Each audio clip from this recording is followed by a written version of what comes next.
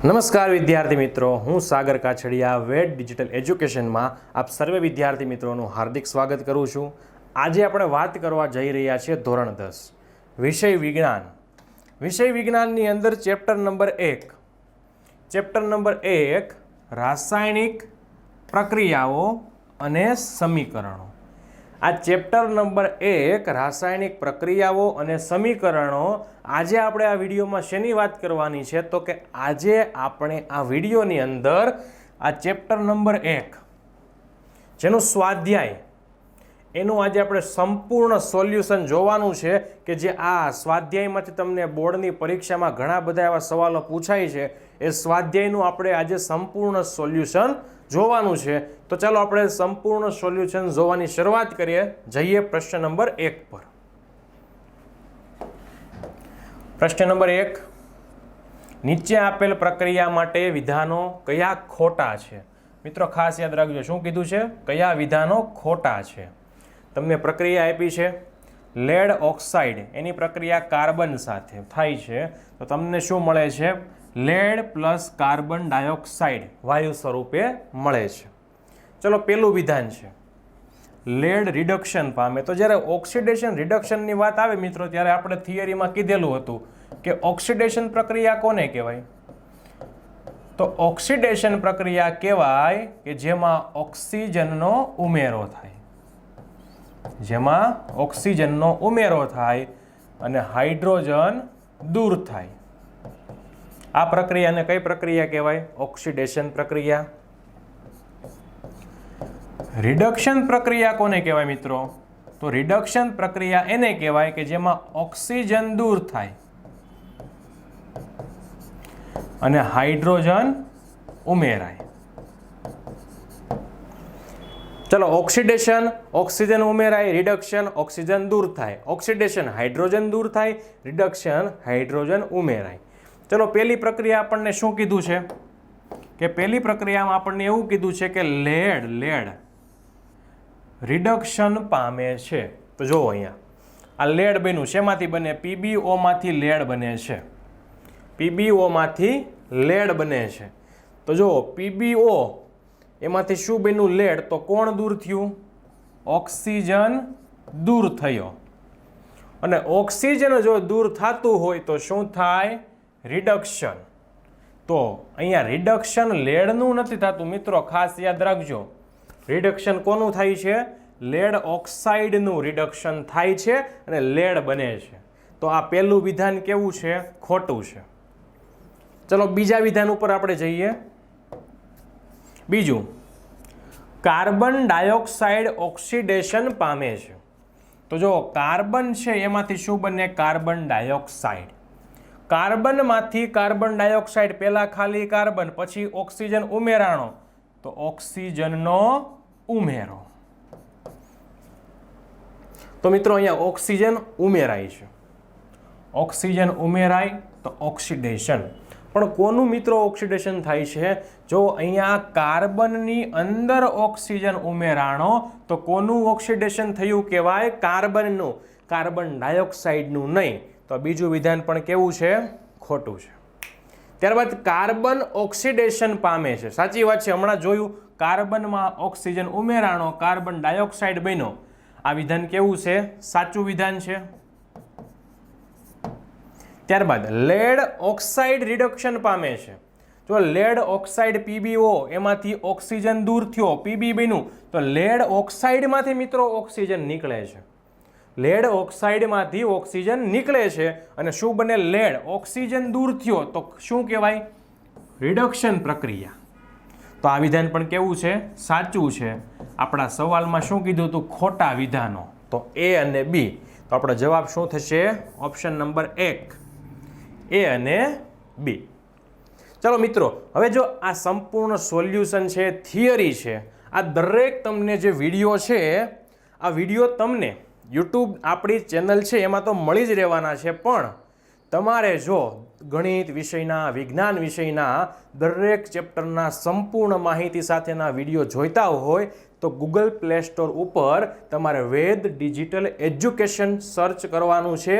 એટલે તમને આપણી જે આ એપ્લિકેશન છે બતાવશે. આ એપ્લિકેશન જે બતાવે છે ડાઉનલોડ કરો, ઇન્સ્ટોલ કર્યા બાદ તમારે અહીંયા તમારો 10 આંકડાનો મોબાઈલ નંબર નાખશો એટલે એક ઓટીપી તમારા મોબાઈલની અંદર આવશે.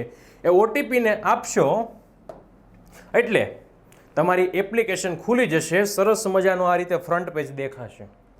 સૌપ્રથમ પેઇડ કોર્સ.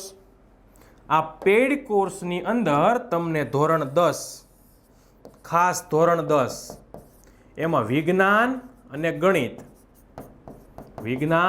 ગણિત એનો તમને સંપૂર્ણ સિલેબસ મળી રહેવાનો છે, ખૂબ જ થોડી એવી કિંમતમાં, જેથી કરીને તમારા બોર્ડની પરીક્ષામાં ખૂબ જ સારા એવા માર્ક તમે લાવી શકો છો.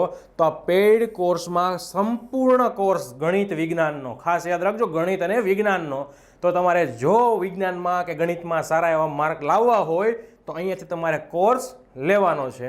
ત્યારબાદ YouTube video, free study materials, standard, free videos, link, આ વગેરે જેવા ઓપ્શનની અંદર જો ચાલો અહીંયા જોઈએ યુટ્યુબ વિડીયો, તો એમાં તમને ધોરણ 9 હોય, 10 હોય કે પછી કોઈ પ્રાઇમરીના ધોરણ હોય તો દરેક ધોરણ કે પછી હાયર સેકન્ડરી એટલે કે 3 થી 12 ના દરેક વિષયના એમાં તમને વિડીયો મળી રહેવાના છે.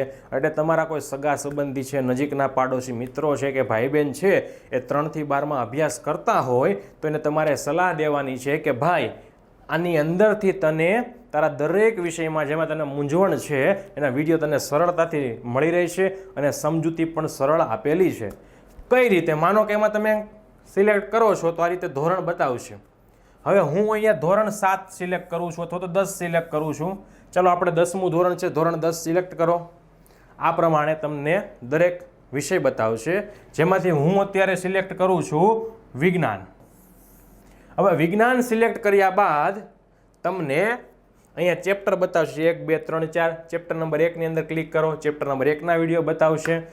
તો જે વિદ્યાર્થી મિત્રોને કોઈ પણ વિષયમાં ડિફિકલ્ટી હોય, ભણવામાં થોડુંક અઘરું લાગતું હોય તો દરેક વિષયની સરળ સમજૂતી સાથેના વિડીયો આપણે આની અંદર મૂકેલા છે.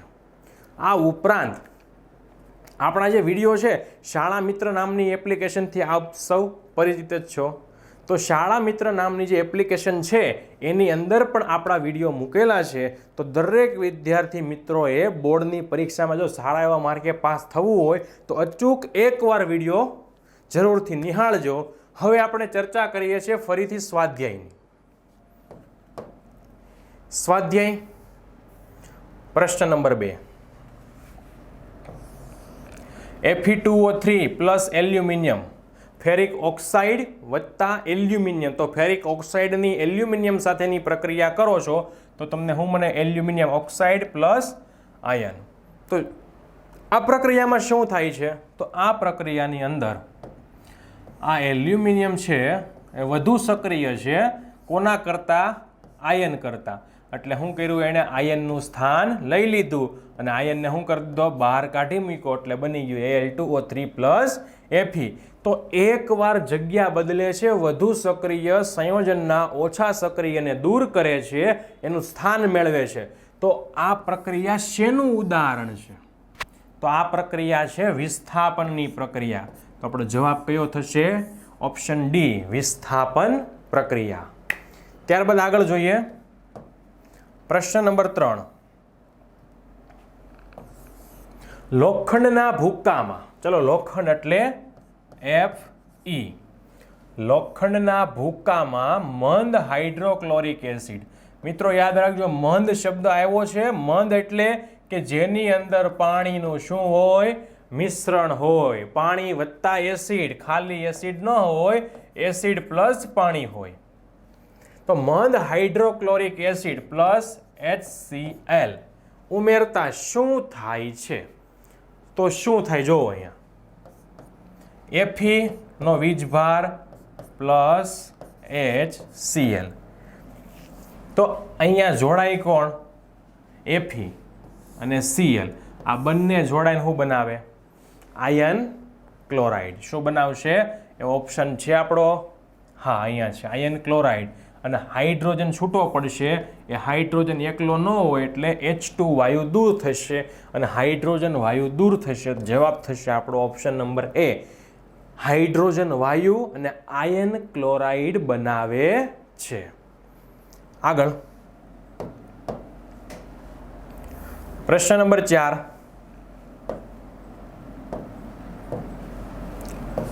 સમતોલિત રાસાયણિક સમીકરણ શું છે?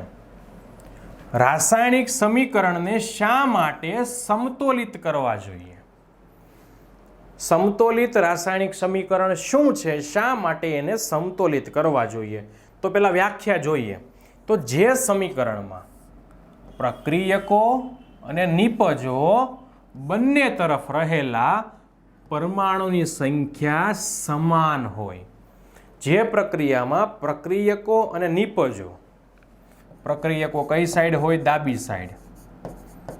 પ્રક્રિયકો અને નિપજો આ બંને સાઈડના પરમાણુની સંખ્યા સમાન હોય એવા સમીકરણને સમતોલિત રાસાયણિક સમીકરણ કહે છે. એવા સમીકરણને શું કહેવાય? સમતોલિત રાસાયણિક સમીકરણ. હવે શું કામ સમતોલિત કરવા જોઈએ? તો કે ભાઈ દ્રવ્ય સંચયના નિયમ પ્રમાણે દ્રવ્યનું સર્જન કે વિનાશ થતું નથી. દ્રવ્યના સંચયનો જે નિયમ છે એના પ્રમાણે દ્રવ્યનું સર્જન કે વિનાશ થતું નથી. આથી રાસાયણિક સમીકરણમાં રહેલા પ્રક્રિયકો અને નિપજોનું દળ સમાન રહે છે. તો દળને સમાન રાખવા માટે સમીકરણમાં પ્રત્યેક તત્વના પરમાણુની સંખ્યા બંને સાઈડ સમાન હોવી જોઈએ. તો દ્રવ્ય સંચયના નિયમને કારણે આપણે શું કરવા પડે છે? આ રાસાયણિક સમીકરણને સમતોલિત કરવા પડે છે. આ કારણથી, આ હેતુસરથી, આ માટે આપણે રાસાયણિક સમીકરણને સમતોલિત મિત્રો કરવા પડે છે.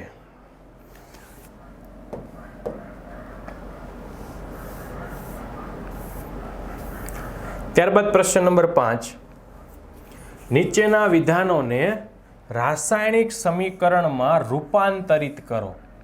હવે તમને જે આ વિધાન આપ્યું છે એમાંથી તમારે રાસાયણિક સમીકરણ બનાવવાનું છે અને ત્યારબાદ તેઓને સમતોલિત કરો. ચલો, પહેલું વિધાન છે હાઇડ્રોજન વાયુ. હાઇડ્રોજન વાયુ અવસ્થા કઈ છે? વાયુ. નાઇટ્રોજન વાયુ. ચાલો, તમને વિધાન આપ્યા છે, આપણે સમતોલિત કરવાના. પહેલું છે હાઇડ્રોજન H2 વાયુ સ્વરૂપમાં એટલે G. Nitrogen N2. સાહેબ અહીંયા 2 શું કામ લખો છો બંનેમાં? એટલા માટે કે એવો એકલા હોતા નથી, એવો હંમેશા શેમાં હોય છે? પેર એટલે કે જોડીમાં હોય છે. એટલા માટે સંયોજાઈને એમોનિયા બનાવે છે. એમોનિયા એટલે NH3. એ પણ કયા સ્વરૂપમાં છે? વાયુ સ્વરૂપમાં. હવે આપણે એને સમતોલિત કરીએ. ચલો, સૌ પ્રથમ શું કરવાનું? વધારે જે પરમાણુ હોય એને સમતોલિત કરવાના. વધારે કોણ છે? હાઇડ્રોજન. કેટલા? 3 છે. અહીંયા 2 છે. જો એકી સંખ્યાને પહેલા બેકીમાં રૂપાંતર કરું તો અહીંયા 2 વડે ગુણું તો હાઇડ્રોજન કેટલા થઈ ગયા? 3 દુ ને 6 થઈ ગયા. તો મારે શું કરવું પડે મિત્રો? અહીંયા 2 છે તો અહીંયા આગળ 3 વડે ગુણીશ. 3 દુ 6. Nitrogen 2, nitrogen 2. પ્રક્રિયા તમારી થઈ ગઈ સમતોલિત. ત્યારબાદ આગળ જોઈએ. સવાલ નંબર 5ની બીજી પ્રક્રિયા.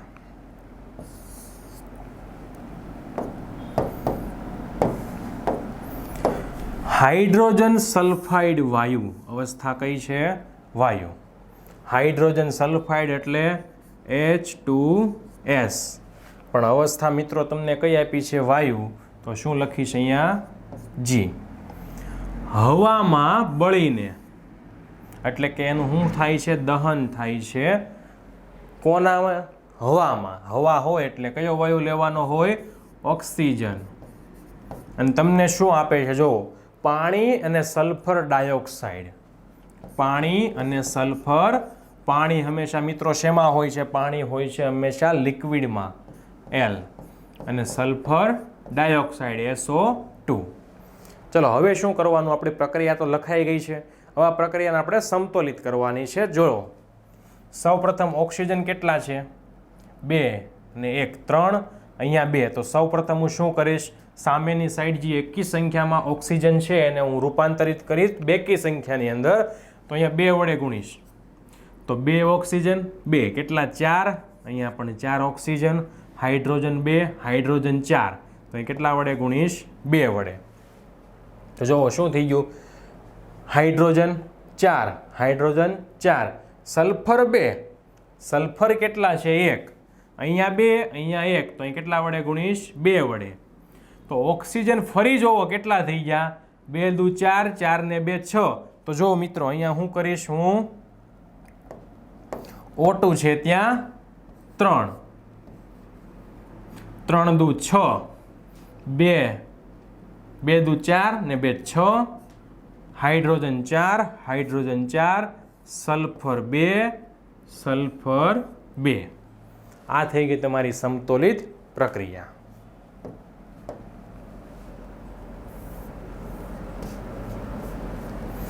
ત્યારબાદ પ્રક્રિયા સી,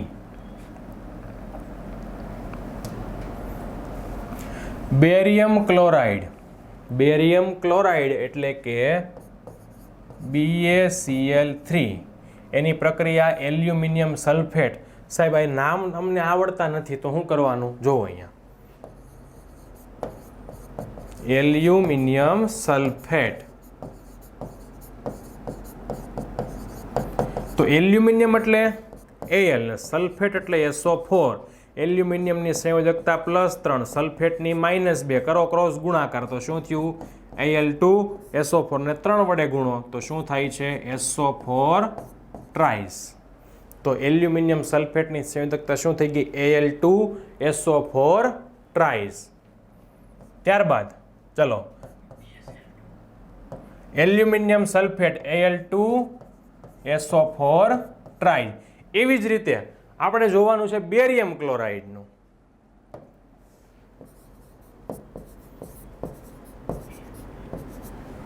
બેરિયમ ક્લોરાઇડ, ચલો બેરિયમ એટલે Ba, ક્લોરાઇડ એટલે Cl. હવે બેરિયમની સંયોજકતા આપણને ખબર છે કેટલી, +2, ક્લોરીનની -1. તો બેરિયમને કેટલા વડે ગુણવાનો, 1 વડે. તો Ba, ક્લોરીનને કેટલા વડે ગુણવાના, 2 વડે. તો Ba, ક્લોરીનને 2, તો BaCl2. તો શું થઈ ગયું, BaCl2. ત્યારબાદ એલ્યુમિનિયમ સલ્ફેટ સંયોજાઈને શું બનાવે છે, જોવો એલ્યુમિનિયમ ક્લોરાઇડ. તો એલ્યુમિનિયમ ક્લોરાઇડ એટલે શું થાય, એલ્યુમિનિયમ ક્લોરાઇડ. ચાલો એલ્યુમિનિયમ એટલે Al, ક્લોરાઇડ એટલે Cl. એલ્યુમિનિયમની સંયોજકતા +3, ક્લોરીનની -1. તો એલ્યુમિનિયમને કેટલા વડે ગુણવાના, 1 વડે. ક્લોરીનને કેટલા વડે ગુણવાના, 3 વડે. તો એલ્યુમિનિયમ ક્લોરાઇડ એટલે શું થયું, AlCl3. અહીંયા શું આવશે, AlCl3. તેમજ શું આપે છે, બેરિયમ સલ્ફેટ. સાહેબ બેરિયમ સલ્ફેટ એટલે વળી શું, તો જો બેરિયમ સલ્ફેટ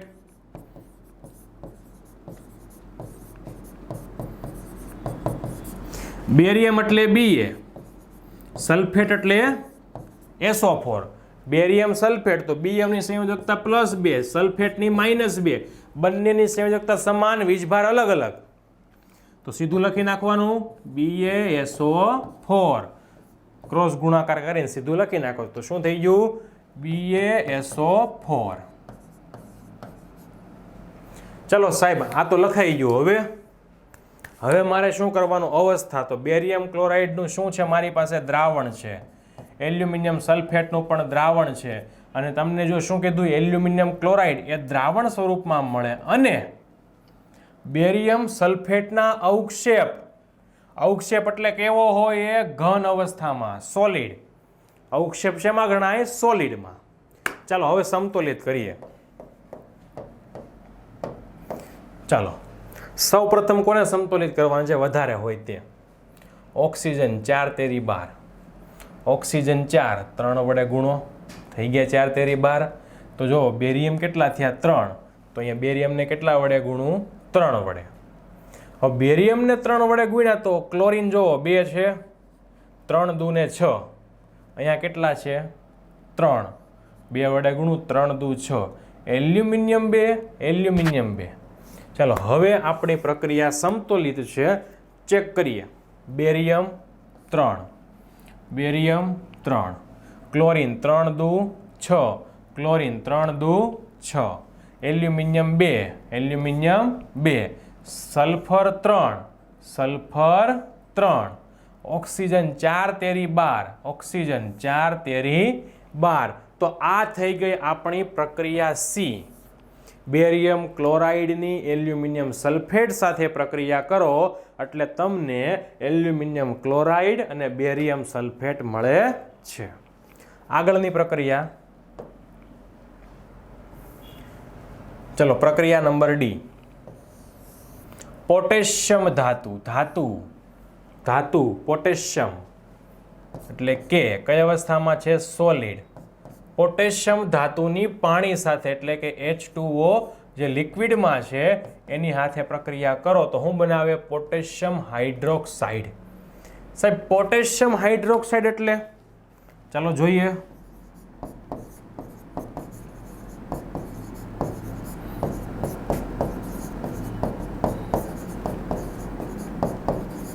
ચલો પોટેશિયમ એટલે કે અને હાઇડ્રોક્સાઇડ એટલે OH. કેનો વીજભાર +1 સામે -1 તો ક્રોસ ગુણાકાર કરી જો શું મળે તમને? KOH. આને કહેવાય પોટેશિયમ હાઇડ્રોક્સાઇડ. એનું શું મળશે તમને? KOH નું દ્રાવણ મળે છે. અને હાઇડ્રોજન વાયુ પ્લસ H2 ગેસ. હવે પ્રક્રિયાને સમતોલિત આપણે કરીએ. ચલો પોટેશિયમ 1, પોટેશિયમ 1, ઓક્સિજન 1, ઓક્સિજન 1, પણ હાઇડ્રોજન જો 2 છે, અહીંયા 2 ને 1 3 છે. તો મારે શું કરવા પડે? બે બાજુ સમતોલિત કરવા પડે. તો સૌ પ્રથમ હું શું કરીશ? ચાલો અહીંયા કેટલા? 1, અહીંયા 1, હાઇડ્રોજન કેટલા? 2, 2 ને 1 3. તો એકી સંખ્યાને બેકીમાં કરવા 2 એટલે 2 ને 2 4, અહીંયા 2, 2 ને 2 4. Oxygen 2, oxygen 2, potassium 2, potassium 2. સમતોલિત છે કે નહીં ચેક કરવાનું. પોટેશિયમ 2, પોટેશિયમ 2, હાઇડ્રોજન 4, હાઇડ્રોજન 2 ને 2 4, ઓક્સિજન 2, ઓક્સિજન 2. આ પ્રક્રિયા હવે આપણી કેવી થઈ ગઈ? સમતોલિત. સવાલ નંબર 6 પર જઈએ. નીચેની રાસાયણિક પ્રક્રિયાને સમતોલિત કરો. આપણને જે રાસાયણિક પ્રક્રિયા આપેલી છે આ રાસાયણિક પ્રક્રિયાને આપણે શું કરવાનું છે? સમતોલિત કરવાની છે. તમને નીચે આપ્યું છે પણ કેવી રીતે આપ્યું એ આપણે સમજવાનું છે. ચલો સૌપ્રથમ શું કરવાનું કે પ્રક્રિયકો નિપજમાં જેના પરમાણુની સંખ્યા વધારે હોય ને પહેલાં એને આપણે સમતોલિત કરવાના એટલે પાછળનું ઓટોમેટિક થતું આવે. ચલો જુઓ, ઓક્સિજન કેટલા? 2, 2 ને 3 5, સામે કેટલા? 3 દુ 6 ને 1 7. તો અહીંયા મારે કેટલા કરવાના છે? અહીંયા એકી સંખ્યા છે 7 છે. તો હું શું કરીશ ખબર?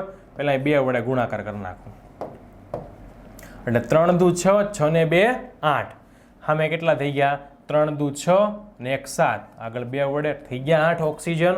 ઓકે હાલો હાઇડ્રોજન 2, 2 ને 2 4, 2 ને 2 4. ચલો ઓક્સિજન હાઇડ્રોજન 2 થઈ ગયા. ઓક્સિજન થઈ ગયું, હાઇડ્રોજન થઈ ગયું. હવે નાઇટ્રોજન જો 2, અહીંયા 2. ચલો નાઇટ્રોજન પણ થઈ ગયા સમતોલિત. હવે હાઇડ્રોજન, નાઇટ્રોજન, ઓક્સિજન. હવે વધ્યું કોણ? કેલ્શિયમ. Calcium 1, calcium 1. તો આ આખી પ્રક્રિયા કેવી થઈ ગઈ? સમતોલિત થઈ ગઈ. ત્યારબાદ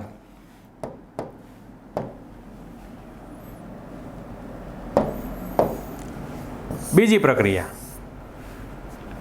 NaOH સોડિયમ હાઇડ્રોક્સાઇડની પ્રક્રિયા સલ્ફ્યુરિક એસિડ સાથે કરો તમને મળે સોડિયમ સલ્ફેટ. પ્લસ પાણી. ચલો સમતોલિત કરવાની છે આ પ્રક્રિયાને. હવે આપણે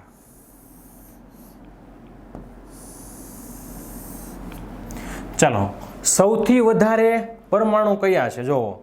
અહીંયા ઓક્સિજનના 4 છે, સામે ઓક્સિજન 4 ને 1 5 છે. હવે 5 હોય તો મારે શું કરવાનું? અહીંયા જુઓ 4 ને 1 5, બી તો સમતોલિત જ છે. હાલો આગળ વધો. હાલો ઓક્સિજનનું કામકાજ થઈ ગયું. હવે જો ઓક્સિજન પછી બીજા નંબરે હાઇડ્રોજન 2, હાઇડ્રોજન 2. આગળ વધો. Sodium 1, sodium 2. અહીં કેટલા કર્યા મેં? 2. તો ઓક્સિજન જો કેટલા થઈ ગયા? 2, 2 ને 4 6. અહીંયા કેટલા થઈ ગયા? 4 ને 1 5. અહીંયા 1 કરી નાખવું એટલે કે 2 ને 4 6 થઈ ગયા. હાઇડ્રોજન 2, 2 ને 2 4. હાઇડ્રોજન 2, 2 ને 2 4. સોડિયમ થઈ ગયા, ઓક્સિજન થઈ ગયા, હાઇડ્રોજન થઈ ગયા. Sulphur, sulphur 1, sulphur 1. તો તમારી પ્રક્રિયા હવે કેવી થઈ ગઈ? સમતોલિત. એક પછી એક કરતું જવાનું એટલે ઓટોમેટિક તમારી પ્રક્રિયા છે સમતુલિત થતી આવશે. ત્યારબાદ પ્રક્રિયા સી.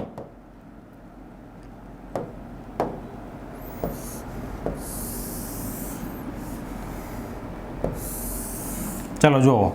સૌપ્રથમ વધારે કોણ છે? Oxygen 3, oxygen 3. Nitrogen 1, nitrogen 1. Silver 1, silver 1. Chlorine 1, chlorine 1. Sodium 1, sodium 1. તો આ પ્રક્રિયા કેવી છે? સંતુલિત પ્રક્રિયા છે. આને આપણે સંતુલિત કરવાની હવે જરૂર પડતી નથી. ત્યારબાદ ચોથો સવાલ.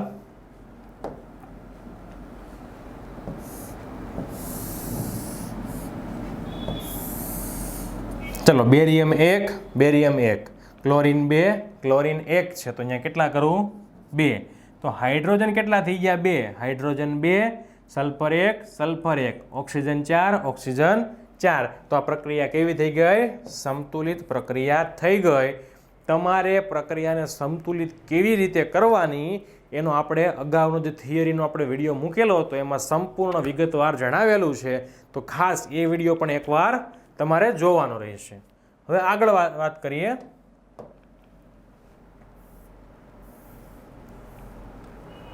સવાલ નંબર 7. નીચે આપેલ રાસાયણિક પ્રક્રિયાઓ માટે સમતોલિત સમીકરણ. ખાસ યાદ રાખજો મિત્રો, પરીક્ષામાં તમને અહીંયા જટવાઈ જઈએ. આપણે ખાલી શું કરીએ? સમીકરણ લખીને આવી જઈએ. હું આપ્યું હોય સમતોલિત સમીકરણ. સમીકરણ તો લખવાનું જ છે અને સાથે સાથે શું કરવાનું છે? સમતોલિત કરવાનું છે. ચલો સૌ પ્રથમ આપણે વાત કરીએ કેલ્શિયમ હાઇડ્રોક્સાઇડ. સાહેબ કેલ્શિયમ હાઇડ્રોક્સાઇડ કેમ બને? ચલો કેલ્શિયમ એટલે Ca, હાઇડ્રોક્સાઇડ એટલે OH.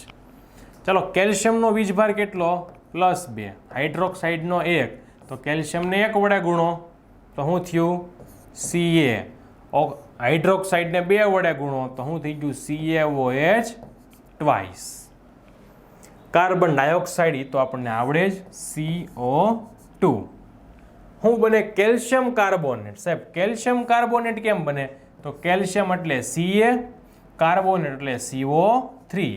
કેલ્શિયમનો વીજભાર +2, કાર્બોનેટનો -2.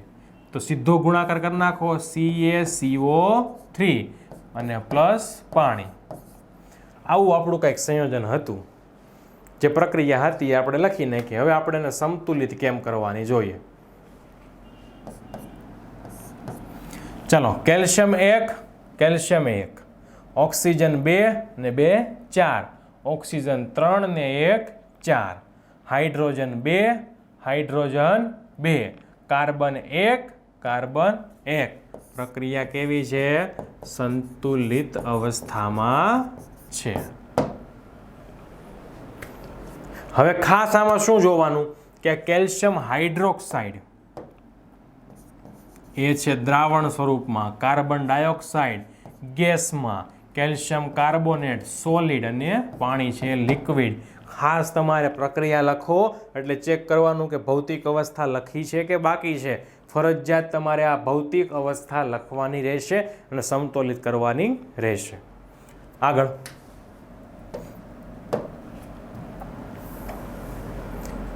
બીજું ઝીંકની પ્રક્રિયા, ચલો ઝીંક એટલે Zn, એની પ્રક્રિયા સિલ્વર નાઇટ્રેટ. સાહેબ સિલ્વર નાઇટ્રેટ એટલે શું? ચલો અહીંયા સમજીએ.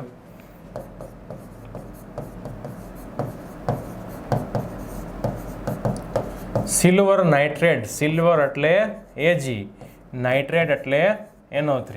સિલ્વરની સંયોજકતા +1, નાઇટ્રેટની -1, બંને સંયોજકતા સમાન, વીજભાર અલગ અલગ. તો શું લખવાનું? સીધો જ ગુણાકાર બેન ભેગા કરી દેવાના, AgNO3. શું બને છે? ઝીંક નાઇટ્રેટ. ચલો એનું જોઈએ.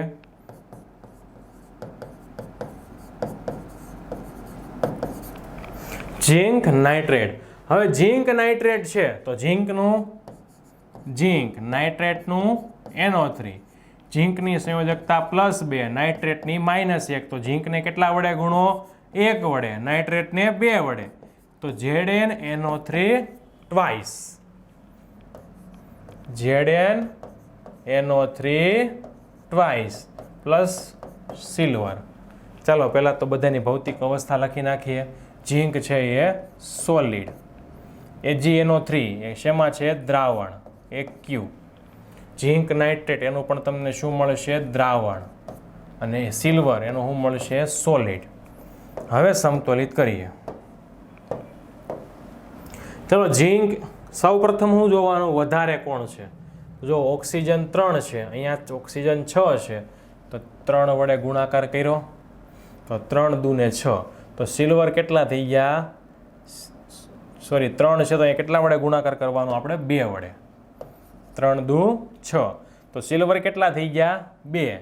અહીંયા 2. Nitrogen 2, nitrogen 2. ઝીંક 1, અહીંયા ઝીંક 1. હવે આ પ્રક્રિયા તમારી કેવી છે? સમતોલિત પ્રક્રિયા છે. આગળ સી, એલ્યુમિનિયમ એટલે Al. Copper chloride,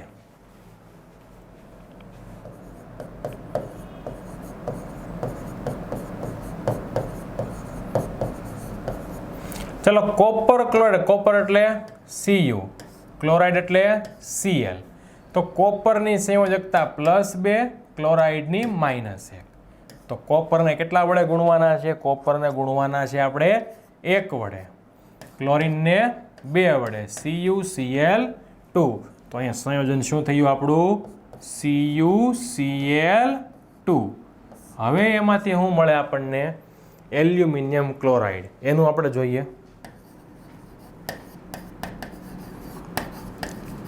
aluminium chloride. ચાલો એલ્યુમિનિયમ ક્લોરાઇડ એટલે Al અને ક્લોરાઇડ એટલે Cl.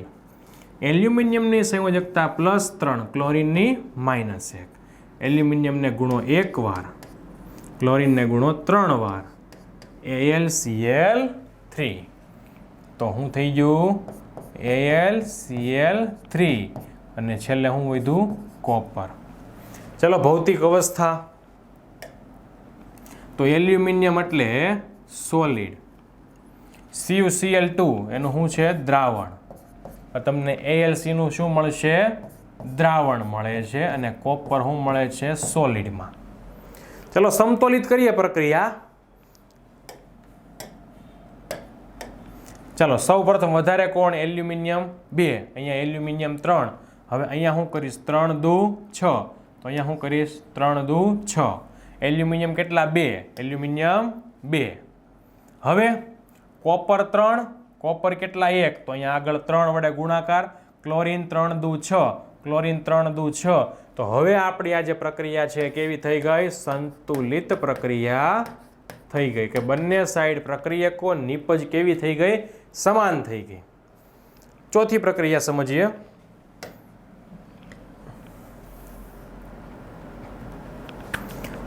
ચોથી પ્રક્રિયા બેરિયમ ક્લોરાઇડ. સાહેબ બેરિયમ ક્લોરાઇડ કેમ બને? Barium chloride. બેરિયમ એટલે Ba, ક્લોરીન એટલે Cl, BA ની વીજભાર +2, ક્લોરીનનો -1, BA ને ગુણો 1 વડે, ક્લોરીનને ગુણો 2 વડે. સાહેબ શું થઈ ગયું? બેરિયમ ક્લોરાઇડ એટલે BaCl2. ચલો barium chloride BaCl2 plus potassium sulphate. સાહેબ ઈ વળી ક્યાંથી આવશે? તો જો પોટેશિયમ સલ્ફેટ,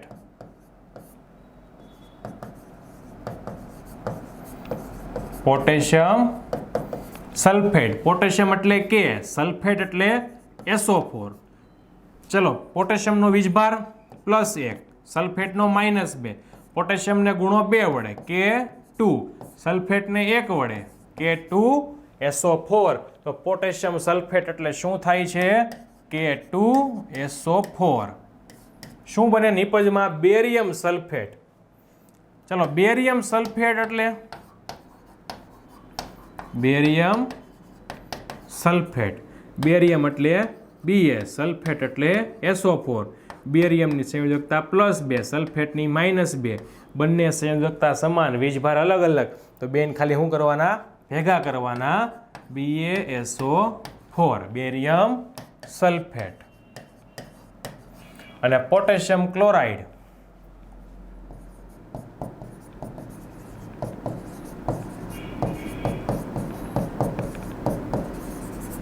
પોટેશિયમ એટલે K, ક્લોરાઇડ એટલે Cl. પોટેશિયમનો વીજભાર +1, ક્લોરાઇડનો -1, બેયને ક્રોસ ગુણાકાર, કારણ કે બંને કેવા છે? સમાન, તો ખાલી ભેગા કરવાના છે. તો શું બને છે? KCl. તો આપણે અહીંયા શું બનશે? KCl. ચલો હવે એની અવસ્થા આપણે લખીએ. બેરિયમ ક્લોરાઇડ તો એ દ્રાવણ સ્વરૂપે હોય, K2SO4 પોટેશિયમ સલ્ફેટ એ પણ દ્રાવણ સ્વરૂપે હોય, બેરિયમ સલ્ફેટ એના તમને અવક્ષેપ મળે છે, અને પોટેશિયમ ક્લોરાઇડ એ પણ તમને દ્રાવણ સ્વરૂપે મળે છે. ચાલો હવે આપણે સમતોલિત કરીએ. તો જુઓ બેરિયમ 1, બેરિયમ 1, ક્લોરીન 2, ક્લોરીન કેટલા છે? 1, તો અહીંયા 2 વડે ગુણાકાર કરું તો ચાલો potassium 2, potassium 2, sulphur 1, sulphur 1, oxygen 4, oxygen 4. આ પ્રક્રિયા હવે તમારી કેવી છે?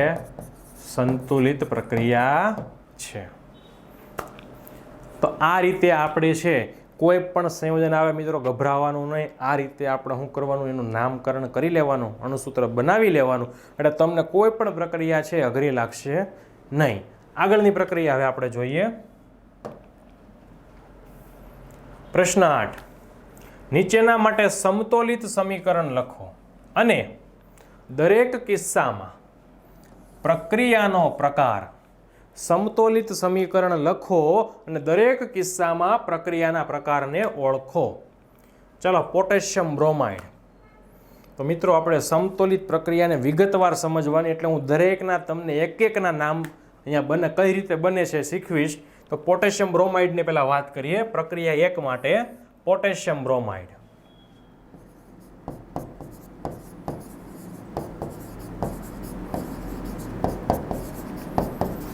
ચલો પોટેશિયમ એટલે K અને બ્રોમાઇડ એટલે Br. પોટેશિયમનો વીજભાર +1, બ્રોમિનનો -1, બંને વીજભાર સમાન, તો ખાલી શું કરવાનું? બેને ભેગા કરવાના, તો શું બને? KBr. આ શું બન્યું? Potassium bromide. તો અહીંયા લખીશ KBr. દ્રાવણ છે તો AQ. Plus barium iodide.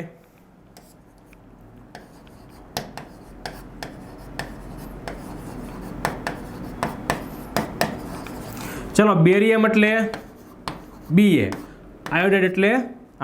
Ba નો વીજભાર +2, આયોડિનનો -1, તો Ba ને 1 વડે ગુણો તો Ba, આયોડિનને 2 વડે ગુણો તો I2. તો શું બની ગયું આપણું સંયોજન?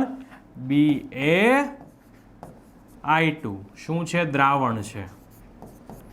શું બને છે? Potassium iodide.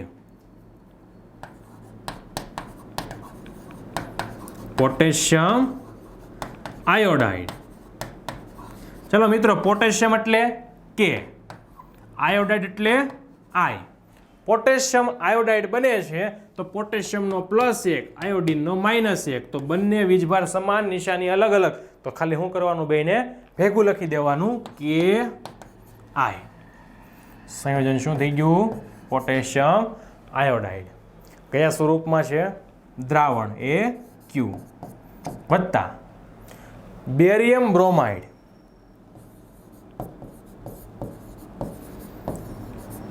Barium bromide. Barium એટલે Ba, બ્રોમાઇડ એટલે Br. હવે બેરિયમ છે એનો વીજભાર કેટલો છે? +2. બ્રોમિનનો કેટલો છે? -1. તો શું કરીશ? બેરિયમને 1 વડે ગુણીશ તો Ba, બ્રોમિનને 2 વડે તો BaBr2. આ શું થઈ ગયું તમારું? Barium bromide. તો અહીંયા બેરિયમ બ્રોમાઇડની જગ્યાએ શું લખીશ? BaBr2. શું છે? દ્રાવણ. હવે આપણે આને સમતોલિત કરવાનું છે. જો સૌપ્રથમ શું કરવાનું? જેના પરમાણુ વધારે હોય એ લેવાનું. અહીંયા પરમાણુ વધારે કોના છે? I. કેટલા? 2. સામે કેટલા? 1. તો ત્યાં 2 ગુણાકાર. પોટેશિયમ 2. પોટેશિયમ કેટલા? 1. 2 વડે ગુણાકાર. તો બેરિયમ પાછા કેટલા થઈ ગયા? 2. સામે કેટલા છે? 2. ચાલો હવે ચેક કરી લ્યો આપણી પ્રક્રિયા સમતોલિત છે કે નહીં. Potassium 2, potassium 2, barium 2, barium 2, sorry bromine 2, bromine 2, barium 1, barium 1, iodine 2, iodine 2. તો આ પ્રક્રિયા આપણી સંતુલિત પ્રક્રિયા છે. હવે તમારો સવાલ અહીંયા પૂરો થતો નથી. હું કીધું છે દરેક કિસ્સામાં પ્રક્રિયાનો પ્રકાર આપણે 4 પ્રકાર જોયા હતા મેન: સંયોગીકરણ, વિઘટન, વિસ્થાપન, દ્વિવિસ્થાપન. ચાલો એમાંથી કયો પ્રકાર છે? જો શું થાય છે? આ આપણા પ્રક્રિયકો છે KBr BaI2. તો હવે જો શું થાય છે કે KBr માંથી આ Br ક્યાં ગયો? આ Br છે ક્યાં જાય છે? KBr માંથી Br જાય છે આ Ba ની પાસે. અને Ba બદલામાં શું આપે છે? K ને I. એટલે 1 અને 2 વખત સ્થાન બદલે છે. એટલે મિત્રો આ પ્રક્રિયા આપણી કઈ છે? દ્વિવિસ્થાપનની પ્રક્રિયા છે. આ પ્રક્રિયા કઈ છે? આપણી દ્વિવિસ્થાપનની પ્રક્રિયા છે. ચલો હવે આગળ વધીએ. બી.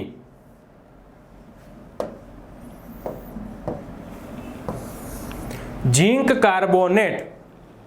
ઝીંક કાર્બોનેટ સોલિડ અવસ્થામાં છે એટલે કે ZnCO3. એમાંથી શું બને છે? ઝીંક ઓક્સાઇડ, કાર્બન ડાયોક્સાઇડ. હવે ચાલો આ પ્રક્રિયા કઈ પ્રક્રિયા છે? તો આપણે જોયું કઈ પ્રક્રિયામાં માત્ર પ્રક્રિયક જ એક આવે. તો આ કઈ પ્રક્રિયા કહેવાય? તો વિઘટનની પ્રક્રિયા હતી.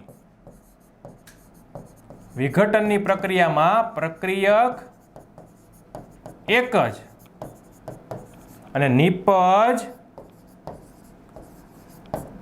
2 કે તેથી વધુ. તો જો અહીંયા પ્રક્રિયક કેટલા છે? 1. નિપજ કેટલી છે? 2 કે તેથી વધારે. તો આ પ્રક્રિયા કેવા પ્રકારની પ્રક્રિયા કહેવાય? વિઘટન પ્રકારની પ્રક્રિયા કહેવાય છે. અને આ નામ કઈ રીતે બને છે એનો આપણે અગાઉ થિયરી જ્યારે મેં ભણાવેલી, સમજાવેલી ત્યારે એમાં કીધેલું જ છે. તો જે વિદ્યાર્થી મિત્રોને આ નામ બનાવતા ન આવડતા હોય, અણુસૂત્ર બનાવતા ન આવડતા હોય, એને એકવાર એ વિડીયો જરૂરથી નિહાળવાનો રહેશે, જેથી તમને નામની બનાવટમાં કોઈ તકલીફ પડવાની નથી. આગળ સી. હાઇડ્રોજન પ્લસ ક્લોરીન બંને વાયુ ભેગા થાય, હાઇડ્રોજન ક્લોરાઇડ બનાવે. જો ભેગા થાય, બે ભેગા થાય, પ્રક્રિયકો કેટલા? 2 કે તેથી વધારે. નિપજ ખાલી કેટલી હોય? 1. નિપજ કેટલી છે? 1. તો આ કયા પ્રકારની પ્રક્રિયા કહેવાય મિત્રો? આ કહેવાય સંયોગીકરણની પ્રક્રિયા. આગળ જોઈએ. D. Magnesium plus hydrochloric acid. તો મેગ્નેશિયમ, હાઇડ્રોક્લોરિક એસિડ બે ભેગા થાય, પ્રક્રિયા કરે તો શું થાય? જો આ મેગ્નેશિયમ, હાઇડ્રોક્લોરિક એસિડ, તો શું થાય છે? આ મેગ્નેશિયમ ક્લોરીન સાથે જોડાઈ જાય તો બનાવે મેગ્નેશિયમ ક્લોરાઇડ, અને આ હાઇડ્રોજનને બચારાને એકલો કરી દે. શું થઈ જાય? H2. તો હું કર્યું, મેગ્નેશિયમ હાઇડ્રોજન કરતાં વધારે સક્રિય, તો ક્લોરીનમાંથી હાઇડ્રોજનને કાઢી નાખ્યો, એને જોડાઈ ગયું. તો વધુ સક્રિય સંયોજનમાંના ઓછા સક્રિય એને કરતા હોય એને કાઢી મૂકે, ત્યાં જોડાઈ જાય, તો આ પ્રક્રિયાને કઈ કહેવાય? વિસ્થાપન પ્રક્રિયા. કઈ પ્રક્રિયા કહેવાય? વિસ્થાપન પ્રક્રિયા. સવાલ નંબર 9, ઉષ્માક્ષેપક ઉષ્મા શોષક પ્રક્રિયા શું છે? એના ઉદાહરણ આપો. તો ચાલો પહેલા આપણે વાત કરવાની છે ઉષ્માક્ષેપક પ્રક્રિયા. તો જે રાસાયણિક પ્રક્રિયામાં નિપજના નિર્માણ સાથે, ખાસ યાદ રાખજો, નિપજના નિર્માણ સાથે ઉષ્મા મુક્ત થતી હોય તો એવી રાસાયણિક પ્રક્રિયાને કહેવાય ઉષ્માક્ષેપક પ્રક્રિયા. જેમ કે કુદરતી વાયુ CH4, આ CH4 ને કહેવાય મિથેન.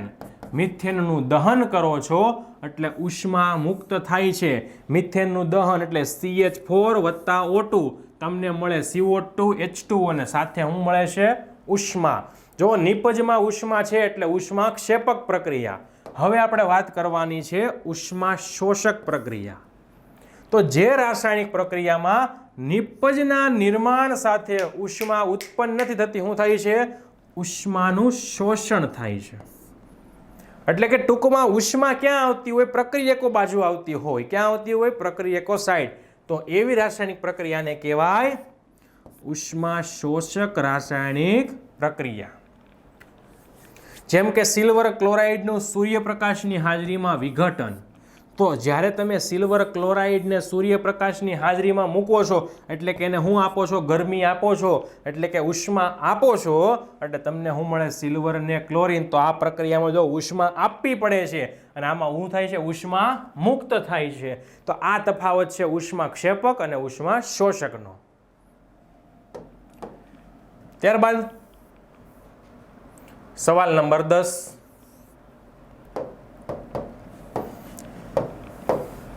શ્વસનને ઉષ્માક્ષેપક પ્રક્રિયા શાથી ગણવામાં આવે? સમજાવો. તો જો જીવન જીવવા માટે આપણે કોની જરૂર પડે છે? ઉર્જાની જરૂર પડે છે. આ ઉર્જા આપણા પાસે ક્યાંથી આવે છે? તો ખોરાક ખાઈએ છીએ એમાંથી આપણને મળે છે. તો ખોરાક ખાધા બાદ પાચનની ક્રિયામાં શું થાય છે? ખોરાક વધુ સરળ પદાર્થમાં વિભાજન. આપણને જીવન જીવવા ઉર્જા જોઈએ, ક્યાંથી આવે? ખોરાકમાંથી. ખોરાક ખાવ તો શું થાય? પાચન થાય. અને પાચન થાય એટલે વધુ સરળ પદાર્થમાં એનું વિભાજન થાય છે. એક્ઝામ્પલ, ભાત, બટેકા કે બ્રેડ, આ વગેરે વસ્તુમાં શું હોય? કાર્બોદિત. આ કાર્બોદિત પદાર્થ છે, આ કાર્બોદિતનું વિભાજન થાય અને શું ઉદ્ભવે છે? ગ્લુકોઝ. શું ઉદ્ભવે? ગ્લુકોઝ. આ ગ્લુકોઝ આપણા શરીરના કોષની અંદર રહેલા ઓક્સિજન સાથે, એટલે કે ગ્લુકોઝ અને ઓક્સિજન જોડાઈને આપણને શું આપે છે? ઉર્જા આપે છે. કેવી રીતે? જો સમીકરણ આપ્યું છે C6H12O6, ગ્લુકોઝ. આપણા શરીરમાં કાર્બોદિતનું પાચન થાય, ગ્લુકોઝ બને. ગ્લુકોઝ કોની રે જોડાય? શરીરના કોષોમાં રહેલા ઓક્સિજન સાથે. અને શું બનાવે છે? કાર્બન ડાયોક્સાઇડ વાતાવરણમાં આપણે મુક્ત કરીએ છીએ. પાણી શરીરના બંધારણમાં વપરાય છે.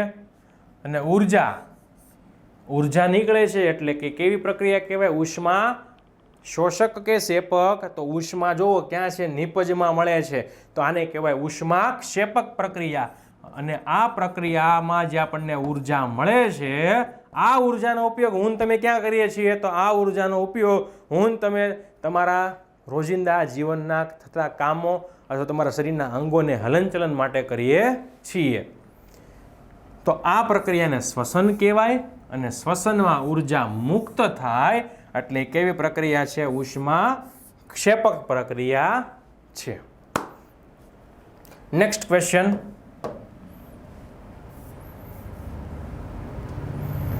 સવાલ નંબર 11, વિઘટન પ્રક્રિયાઓને સંયોગીકરણની પ્રક્રિયાઓની વિરુદ્ધ પ્રક્રિયા શા માટે કહેવામાં આવે? વિઘટન પ્રક્રિયા સંયોગીકરણની પ્રક્રિયાઓની વિરુદ્ધ પ્રક્રિયા શા માટે કહેવામાં આવે? તો જો વિઘટનની પ્રક્રિયા, એમાં એકલ અણુને ઉર્જા આપતા 2 કે તેથી વધારે પરમાણુમાં વિભાજન થાય છે. એના કરતાં ઉલટું સંયોગીકરણમાં શું છે? પ્રક્રિયકો કેટલા છે? 2 કે તેથી વધુ, અને એ બધા ભેગા થાય નિપજ કેટલી બનાવે? 1. વિઘટનમાં પ્રક્રિયકો 1, નિપજ 2 કે તેથી વધુ, સંયોગીકરણમાં પ્રક્રિયકો 2 કે તેથી વધુ, નિપજ 1. આ પ્રક્રિયામાં શું થાય? વિઘટનમાં ઉર્જા આપવી પડે, આપણે સંયોગીકરણમાં ઉર્જા મળે છે. એટલે કેવી કીધી? એકબીજાની વિરુદ્ધ પ્રક્રિયા. જો અહીંયા આપેલું છે કે AB પ્રક્રિયક 1 છે, તમે શું કર્યું? એને ઉર્જા આપી, 1 અને 1 2 બની ગયા. AgCl પ્રક્રિયક 1 છે, સૂર્યપ્રકાશ એટલે કે ગરમી આપો છો, તો 1 અને 1. તો પ્રક્રિયકો 1 હોય, નિપજ 2 છે, એટલે આપણે શું કીધું? એને સંયોગીકરણની વિરુદ્ધ પ્રક્રિયા તરીકે આપણે ગણાવેલી છે. હવે એ જ રીતે સંયોગી, જો અહીંયા વિઘટન છે, સંયોગીકરણ છે, તો સંયોગીકરણમાં શું થાય છે? પ્રક્રિયક 2 છે, નિપજ 1 છે. પ્રક્રિયક 2 છે, નિપજ 1 છે. બંનેની અંતે કોણ મુક્ત થાય? ઉર્જા. અહીંયા તમારે આપવી પડે છે, અહીંયા શું થાય છે? બહાર નીકળે છે. તો આ કારણોસર બંને કેવી છે? એકબીજાની વિરુદ્ધ પ્રક્રિયા છે. સવાલ નંબર 12. એવી વિઘટનની પ્રક્રિયાઓના એક સમીકરણ આપો. વિઘટન પ્રક્રિયાના એક સમીકરણ કે જેમાં ઉર્જાને ઉષ્મા સ્વરૂપે, પ્રકાશ સ્વરૂપે અને વિદ્યુત સ્વરૂપે આપવામાં આવતી હોય. તો પહેલું છે કેલ્શિયમ કાર્બોનેટનું દહન થવું. તો અહીંયા જો તમને ઉર્જા સ્વરૂપે ઉષ્મા આપવામાં આવે છે, અને શું મળે? કેલ્શિયમ ઓક્સાઇડ ને કાર્બન ડાયોક્સાઇડ વાયુ સ્વરૂપે મળે. હવે પ્રકાશીય વિઘટનમાં સિલ્વર ક્લોરાઇડ એને બાષ્પ વાટકીમાં, ચાઇના ડીશમાં સૂર્યપ્રકાશના પ્રકાશ સ્વરૂપે ઉર્જા આપવામાં આવે છે, એટલે સિલ્વર એ અલગ પડે છે અને ક્લોરીન પણ અલગ પડે છે. અને હજી એક પ્રક્રિયા આપણી બાકી છે, જે છે વિદ્યુત દ્વારા વિઘટન. તો પાણીમાં વિદ્યુત વિભાજનીય વિઘટનની પ્રક્રિયા કરવાથી, વિદ્યુત વિભાજન એટલે કે એ પ્રમાણે આપણે એને ઉષ્મા ઉર્જા આપવાથી પાણીમાંથી હાઇડ્રોજન વાયુ અને ઓક્સિજન વાયુ છૂટા પડે છે. તો પહેલી પ્રક્રિયામાં ઉર્જા સ્વરૂપે, બીજી પ્રક્રિયામાં પ્રકાશ સ્વરૂપે, ત્રીજી પ્રક્રિયામાં વિદ્યુત સ્વરૂપે આપણે જે આ પ્રક્રિયાને, જે પ્રક્રિયકો છે એને આપણે ઉર્જા આપીએ છીએ. આગળનો સવાલ,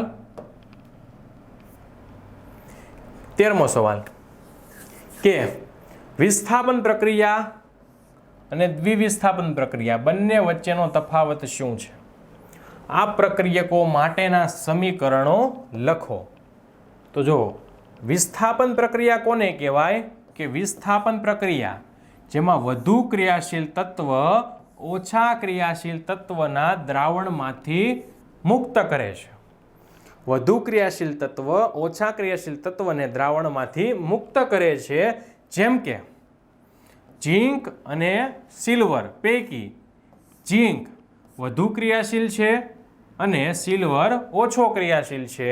એટલે કે આ AgNO3 ના દ્રાવણમાંથી આ Ag ને શું કરશે? ઝીંક કાઢી નાખશે અને શું થઈ જશે? Ag નું સ્થાન ઝીંક લઈ લેશે. જેમ કે અહીંયા ઝીંક અને સિલ્વર બંનેમાંથી વધારે ક્રિયાશીલ કોણ? ઝીંક. એટલે ઝીંક ક્યાં આવશે? Ag ના સ્થાને. Ag ને શું કરશે? બહાર કાઢી મૂકશે. એટલે ઝીંક ત્યાં આવે તો કયું સંયોજન બને છે? ઝીંક નાઇટ્રેટ. અને Ag ને બહાર કાઢી મૂકો એટલે કે વધારે શક્તિશાળી છે, ઓછા શક્તિશાળીને ધક્કો મારશે અને કાઢી મૂકશે. સમજવા માટે યાદ રાખવાનું કે વધારે શક્તિશાળી ઓછા શક્તિશાળીને શું કરશે? કાઢી મૂકે.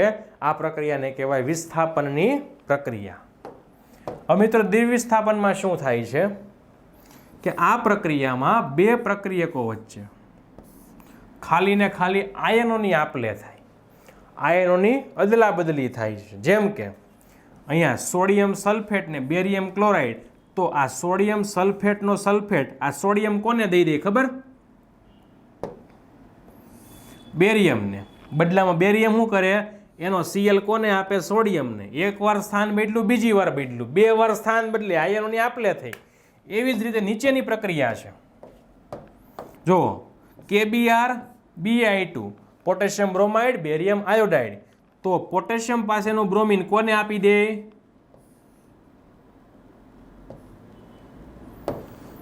એનો બ્રોમિન કોને આપી દે? Ba ને. બદલામાં Ba શું કરશે? એની પાસેનો I કોને આપી દે? પોટેશિયમને. તો 2 વખત સ્થાન બદલાય છે એટલે કે એને કહેવાય છે દ્વિવિસ્થાપનની પ્રક્રિયા.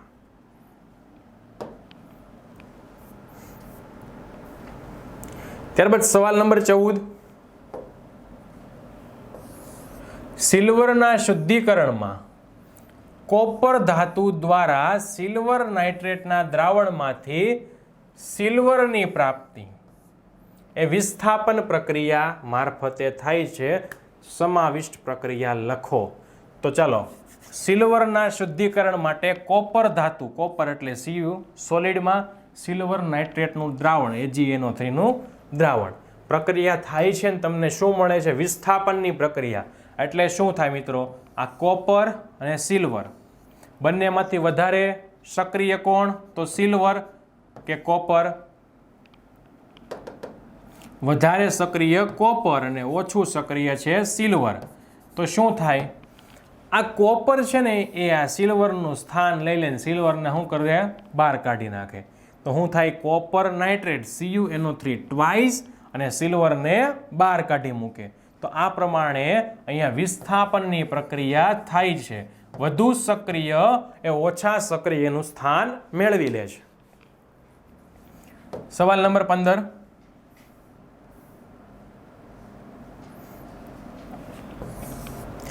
તમે અવક્ષેપન પ્રક્રિયાનો શું અર્થ કરો છો? તો જે રાસાયણિક પ્રક્રિયા દરમિયાન અદ્રાવ્ય અવક્ષેપ ઉત્પન્ન થાય, કેવા? અદ્રાવ્ય અવક્ષેપ ઉત્પન્ન થાય એને કહેવાય અવક્ષેપનની પ્રક્રિયા. ઉદાહરણ તરીકે AgNO3 silver nitrate sodium chloride સાથે પ્રક્રિયા કરે એટલે સિલ્વર એની પાસે રહેલા નાઇટ્રેટને કોને આપી દે? Na ને. બદલામાં NaS એની પાસેના Cl ને કોને આપી દે? Ag ને.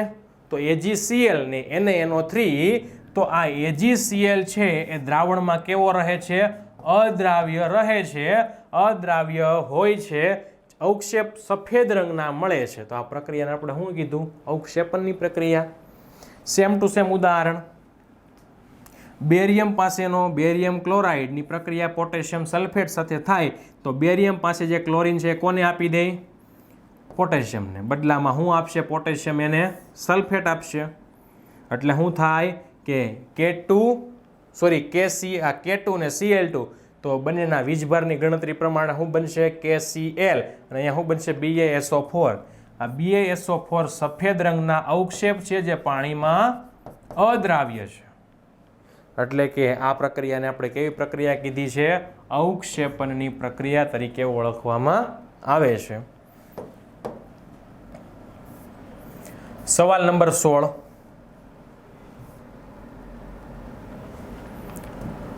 ઓક્સિજનનું ઉમેરાવું અથવા તો દૂર થવું તેના આધારે નીચેના પદોને દરેકના 2 ઉદાહરણ સહિત સમજાવો. પહેલું છે ઓક્સિડેશન, બીજું રિડક્શન. ચાલો, ઓક્સિડેશન કોને કહેવાય? કે જેમાં ઓક્સિજન ઉમેરાય અથવા તો હાઇડ્રોજન દૂર થાય.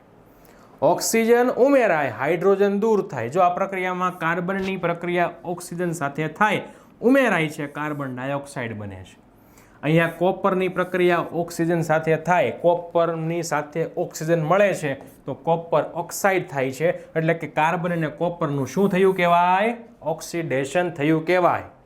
રિડક્શનની પ્રક્રિયા, તો જે રાસાયણિક પ્રક્રિયામાં ઓક્સિજન ગુમાવે, હાઇડ્રોજન મેળવે. ઓક્સિજન ગુમાવે, હાઇડ્રોજન મેળવે, એ રાસાયણિક પ્રક્રિયાને શું કહેવાય? રિડક્શન તરીકે ઓળખવામાં આવે છે. અહીંયા જુઓ, કોપર ઓક્સાઇડની પ્રક્રિયા હાઇડ્રોજન સાથે થાય છે તો અહીંયા જુઓ, કોપર ઓક્સાઇડમાંથી શું બને છે? કોપર. ઓક્સિજન દૂર થાય છે તો આ પ્રક્રિયા કઈ છે? રિડક્શન. કાર્બન ડાયોક્સાઇડમાંથી શું મળે છે? Carbon monoxide. કાર્બન ડાયોક્સાઇડમાંથી શું મળે છે? Carbon monoxide. ઓક્સિજન જાય છે તો આ પ્રક્રિયાને કઈ પ્રક્રિયા કહેવાય? રિડક્શન. એટલે કે કોપર ઓક્સાઇડ અને કાર્બન ડાયોક્સાઇડ આ બંનેનું શું થાય છે? અહીંયા રિડક્શન થાય છે.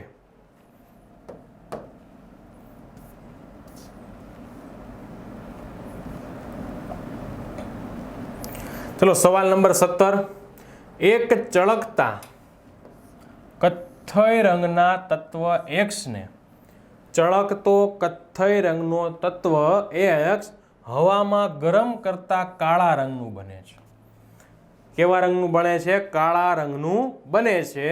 તત્વ X તેમજ બનતા કાળા રંગના સંયોજનનું નામ આપો. તો ચાલો, કથ્થઈ રંગનું તત્વ કયું છે? તો કે ભાઈ કોપર. હવામાં સળગાવો તો કોપરની પ્રક્રિયા ઓક્સિજન સાથે થાય તો શું મળે? કોપરની પ્રક્રિયા ઓક્સિજન સાથે થાય તો કોપર ઓક્સાઇડ મળે છે. હવે કોપર ઓક્સાઇડનો રંગ કેવો છે? કાળો રંગ છે. કેવો રંગ છે? કોપર છે એ કથ્થઈ રંગનું છે, કોપર ઓક્સાઇડ કાળા રંગનો છે. તમને અહીંયા પ્રક્રિયા પણ આપેલી છે, જોવો અહીંયા. કોપર કથ્થઈ રંગનો ચમકદાર, એનું શું થયું? ઓક્સિડેશન થયું, કાળા રંગનો કોપર ઓક્સાઇડ મળે છે. સવાલ નંબર 18, લોખંડની વસ્તુ પર આપણે રંગ શા માટે લગાવીએ છીએ? તો જો, ધાતુના ક્ષારણને લીધે લોખંડની વસ્તુ પર કાટ લાગે. કાટનો રંગ કેવો? લાલાશ પડતો કથ્થઈ રંગનો. આ કાટથી બચવા, માનો કે આ કોઈ લોખંડનો ટુકડો છે, એને હવામાં ખુલ્લો રાખું તો એની ફરતી બાજુ શું લાગી જાય? કાટ લાગી જાય. એટલે હું શું કરીશ? ફરતી બાજુ આ રીતે કલર કરીશ. એટલે વાતાવરણનો જે વાયુ છે, ભેજ છે, ઓક્સિજન છે, એ આ લોખંડના સંપર્કમાં આવશે નહીં. આ લોખંડના સંપર્કમાં અંદર આવશે નહીં. તો આપણે શું કરીએ છીએ? લોખંડની સપાટી ઉપર રંગ લગાવીએ છીએ, જેના કારણે લોખંડ અને હવાનો સંપર્ક, આ હવા અંદર છે લોખંડ, બંને વચ્ચે કોણ આવી ગયું? આ રંગ કરેલો છે એ. પરિણામે લોખંડની વસ્તુ લાંબા સમય સુધી સુરક્ષિત રહે છે, કાટ લાગતો નથી. આથી લોખંડને આપણે શું કરીએ છીએ? રંગકામ કરીએ છીએ. સવાલ નંબર 19, તેલ ચરબીયુક્ત ખાદ્ય પદાર્થોની સાથે નાઇટ્રોજન વાયુ ભરવામાં આવે. શું કામ? જો, તો તેલ અને ચરબીયુક્ત ખાદ્ય પદાર્થો હવામાંના ઓક્સિજન સાથે, આ ખાદ્ય પદાર્થો હવામાંના ઓક્સિજન સાથે પ્રક્રિયા કરે છે અને પદાર્થને કેવો બનાવે છે? ખોરો, એટલે કે એના મૂળ સ્વાદમાં ફેરફાર કરે છે. આવા ખાદ્ય પદાર્થો સ્વાસ્થ્ય માટે કેવા છે? નુકસાનકારક. તો આથી આ ખોરાકને બગડતો અટકાવવા એમાં એન્ટીઓક્સિડન્ટ, એટલે કે જે હવાના ઓક્સિજન હારે સંપર્કમાં આવવા દેતું નથી, એવો એન્ટીઓક્સિડન્ટ તરીકે નાઇટ્રોજન જેવા નિષ્ક્રિય વાયુને ભરવામાં આવે છે. 1 માર્કના હેતુલક્ષી માટે કે તેલ તેમજ ચરબીયુક્ત પદાર્થોના પેકિંગમાં એન્ટીઓક્સિડન્ટ પદાર્થ તરીકે કયો પદાર્થ ઉમેરવામાં આવે છે? તો નાઇટ્રોજન જેવો નિષ્ક્રિય વાયુ ભરવામાં આવે છે. સવાલ નંબર 20, નીચેના પદોના એક એક ઉદાહરણ સહિત સમજૂતી આપો. પહેલું છે ક્ષારણ. જો, ક્ષારણ કોને કહેવાય?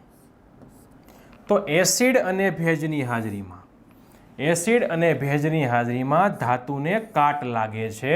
આ કાટ લાગવાની ક્રિયા એટલે ક્ષારણ.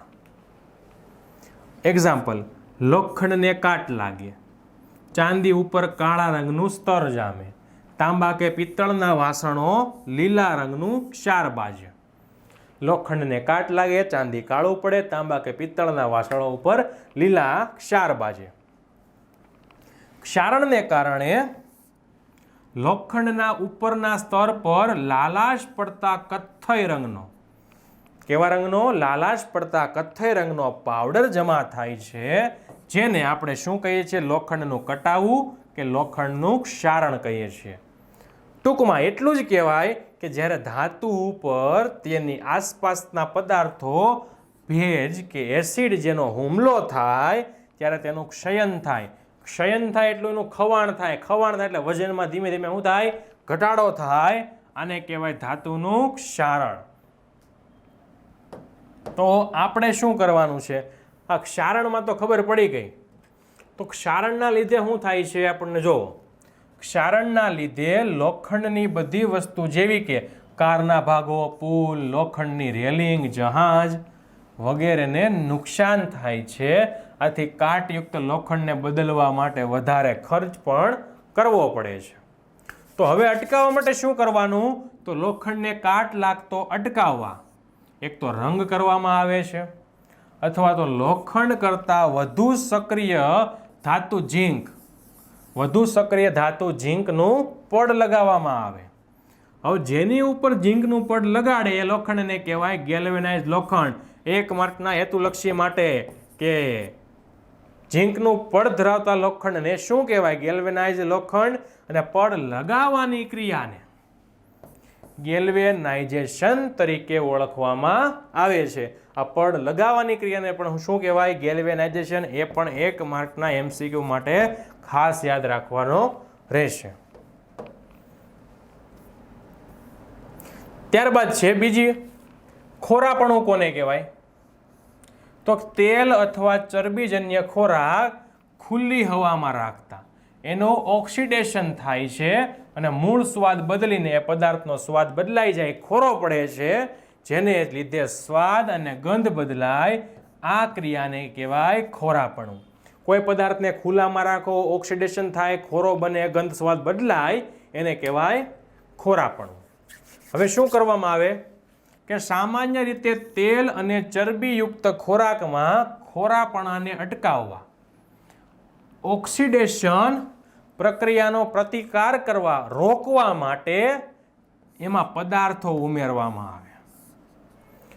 આ પદાર્થને કેવા પદાર્થો કહેવાય? એન્ટીઓક્સિડન્ટ પદાર્થો. આ ઉપરાંત ખોરાકને હવાચુસ્ત બંધ પાત્રમાં રાખવાથી ઓક્સિડેશન ધીમું થાય છે, ખોરાપણું અટકે છે. એટલે કે સરસ મજાનું પેકિંગ કરવામાં આવે, હવા બહાર ન આવે, અંદરની બહાર ના આવે, બહારની અંદર ન જાય. જેમ કે બટાકાની ચિપ્સ કાતરી બનાવવા વાળા ચિપ્સનું ઓક્સિડેશન થતું અટકાવવા બેગમાં શું ભરે છે?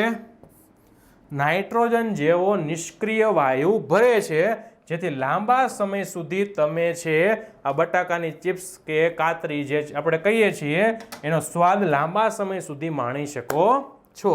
તો આ સાથે આપણું ચેપ્ટર નંબર 1નું સ્વાધ્યાય થાય છે પૂર્ણ. ફરીથી મળીશું નવા વિડીયો સાથે. અસ્તુ. જય હિન્દ, જય ભારત.